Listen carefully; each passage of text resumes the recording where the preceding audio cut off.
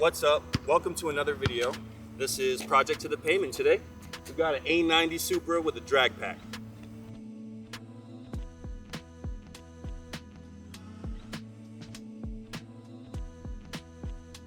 Hey guys, I'm Nathan Myers, here with my 2020 Supra.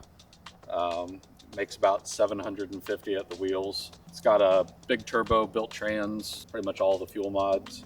Runs straight E85. Pure is who built the transmission. It's a Pure Stage 1. The turbo is a Pure 850. It's got 1100 cc port injectors with the element of speed port injection plate on it. It's got all of the various caps and red anodized caps and all that stuff on it. It's got the FTP charge pipe as well as the MST intake. It's got a couple of carbon fiber bits just to try to make the engine look a little bit fancier.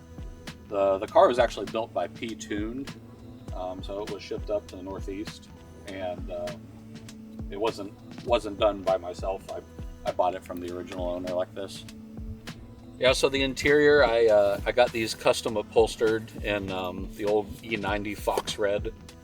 I didn't really care for the purplish red that you can get as an option on the Supras. I did the WeatherTech floor mats.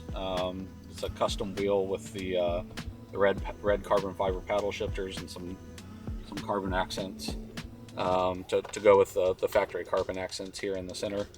Other than that, it's a pretty simple interior. I know some people complain about that, but I like it. It's simple and effective. Looks nice. Yeah, so on the outside I've got a P-Tuned carbon lip along with the Varus diplane kit. I did the Varus red tow hook to kind of match the engine accessories. And then on the outside I tried to stick with the carbon accents. So on the hood, the hood vents real carbon, the mirror caps real carbon, the wind buffeting little add-ons that people like to put on, as well as the spoiler, are all carbon accents. I think the spoiler is a Varus, but I can't remember the exact one. I've also got a drag pack on the back on welds. When I'm not running the drag pack, I run the Michelin Sport Extreme Contact, the Sport O2s. And other than that, it's pretty stock looking. I didn't do wide body or anything like that. The exhaust on the back, technically it's a factory exhaust, but the mufflers have been cut out, so it's just straight piped, and it's got Corsa tips on the back of it as well. So what first got you into cars? Yeah, when I was young, I built my own go-kart. So when I was like, I don't know, 13 or 14, and back then you didn't have the internet. You had magazines, and I don't know, you go to like gas stations and stuff and pick up pieces and parts. And so you'd have to like mail order, fill out a whole form and everything, mail it in, and get your wheel bearings and axles and brakes. So it's where I learned when I was really young, and my parents were funding me. And then I grew up with a Jeep Wrangler, so that was my first. So it's not just fast cars for me. I like everything. Yeah, I built the Jeep, I totaled it, and then I ended up rebuilding it. I did axle swaps, I did lift kits, I did engine work, I did a little bit of everything. Kind of transitioned into faster cars. I have a lot of cars that I've gone through, and I currently own several other cars. So yeah, I don't know, cars have just always been in my blood. Also an engineer, so I kind of practice what I preach. Mm-hmm. Cool. And then what made you want the Supra out of any other car that came out in that era? Yeah, the Supra has a better street presence than almost any other car that's affordable, in my opinion. It's not a McLaren, I recognize that, but the presence, the curves, the design qualities of it, to me, are McLaren-esque. So it's sort of like a cheap McLaren in my book. And then on top of that, the newer BMW engines they've come out with, the B58, the S58, all of those. Impressive is an understatement, right? So like I said, I'm making like 750 wheel stock block. It's just got bigger turbo, built trans, and a bunch of fuel. So, and if you look at the M3 competitions and stuff like that, the G80 BMWs, they'll run 9s on stock turbos. It's just wild how fast cars are these days, and this is one of the best entry-level ones you can get to really go fast. Cool. And then as far as the community from when you were younger and now, how has that changed and how can we make it better? Yeah, the community is 100% different.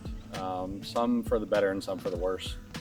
So when I was young, when I was in high school, would have been like early 2000s, 2004 kind of time frame. Everything was sort of grassroots, shade tree mechanic kind of stuff. It was kids that couldn't really afford a whole lot. They're working with what they got. They're, back then really fast was a 12-second car on the street. And that's attainable. It's something that people could see and strive for. And then the media isn't what it is today, which again, that's good and bad. So I think that we're all kind of numb to like a 1,000 horsepower car. You see these Texas 2K events and Florida 2K and even the drift events and stuff like that. I don't know, 1,000 wheel is a lot of power. It's a lot more than people think it is. 750 on the, I have other cars that make a lot of power too. Like, it's hard to put that down safely, and it is what I call straight to jail fast. So you bang through first, second, third, fourth really quick in this on an 8-speed transmission. By the time you're hitting fifth, you're in like 130 territory, and you get pulled over doing that, you're done. That was not a thing when I was growing up. That didn't exist. Nobody had a car that fast. If you were screaming, banging through gears, maybe you hit 80, 85, and you've been in a pole for 10 seconds against somebody else. So it kind of goes with that old phrase of, driving a slow car really fast is sometimes more fun than driving a fast car slow. So yeah, and then the technology these days is so much better. So ECUs, you talk about Haltech, Link. Back then we played around with Hondata. We played around with the flash tuning DSMs and stuff like that. I don't know. It's good and it's bad. Stuff is really expensive now. It used to not be that expensive. You might have 10 grand in a build, and that was an expensive build. This is a $60,000 car. So, yeah, I don't know. It's better and worse in different ways. Mm-hmm. What are your goals for this car? Yeah, I bought the cars. All of my cars are just street cars. This one's set up more for drag racing, more for straight line speed. I don't know that I really have a goal with it. I just enjoy cars. I like cars. I eat, live, and breathe cars, for better or for worse, if you ask my wife. And I don't know. I've kind of bought it the way that it is. I put some more carbon fiber bits on it, but I don't plan on making any more power than it is. I'd have to build the engine, and it comes with a whole slew of other issues. So about 750 is about where these engines max out, safely, I would say. And yeah, I don't know, just drive it and enjoy it.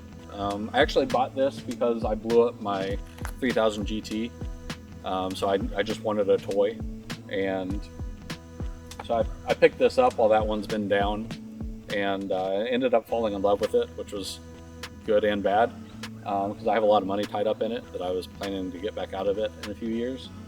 And so I don't know if I'm going to sell it. I don't know what's next. So if there was anything you could change about the car, what would it be from factory wise? Yeah, the suspension. So I guess these cars, as I'm told and as I read online, these cars handle really well if you go through the suspension. And it's different control arms, bushings, coilovers, etc. All of that you can do. I'm not saying don't do it. But the unpredictability of it, like it is today, especially if I'm not running the drag pack, if I just put my normal Pilot, my Continental Pilot Super Sports on it, it's fine, but it's the differential is an electronic locking differential, an electronic LSD, and one day it'll kick you out and you'll swing out to the right, and the next day you'll be swinging left and you'll be pointing right head on at another car. Don't like that. It's not a progressive differential like in my FRS build. you know, that is very predictable on when it's going to come out, what it's going to do when it comes out. This one, even if you have the wheels turned left, it'll still swing you, and opposite of what you're expecting. It just has to do with grip in the back. So I would change a lot of the suspension characteristics of it. You know, like I said, the looks, the interior, a lot of people gripe about the interior. I like the interior. I think it's simple, it's refined, it's BMW. You know, a lot of people gripe about the steering wheel. It has a different steering wheel on it, and the wind buffeting, and you can fix pretty much all the shortcomings of the car, really. But the suspension takes quite a bit of work, and even once you slap on all the right parts, getting it dialed in, it's still a lot of work. So out of curiosity, have you driven like any other BMWs, like M3s or anything like that before you got this car? Or like to compare the suspension to? Because I know the Supra was more designed suspension wise by Toyota. I was wondering if BMW might be a little bit more efficient on that aspect. Yeah, that's a good question. I did have an E90 335 that I built years ago, and it's kind of apples and oranges with the age of that car compared to this one. And then your point about Toyota having an influence on the suspension. No, I guess the short answer is no.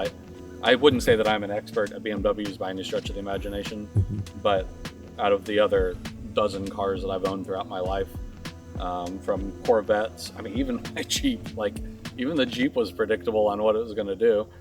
Just the unpredictability of it it's really unnerving, and you have to pick when, you know, you need to have good road, no traffic. It can't be cupped one way or the other.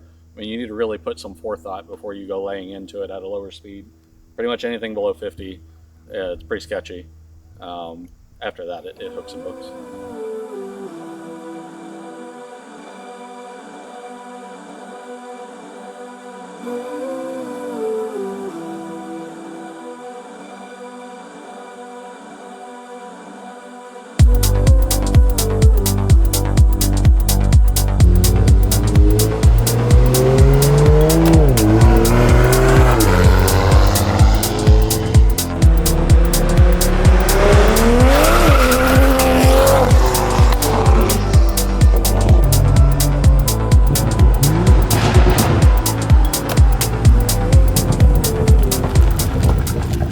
That's everything, guys. We're wrapping up this shoot of this A90 Supra drag pack. Thank you guys so much for liking, subscribing, and commenting on these past videos. And if you haven't seen our past two videos of Kyle's S15 and the other S14 with a 2J swap, go check those out right here. So see you guys. We'll see you on the next one of Project to Pavement. Peace.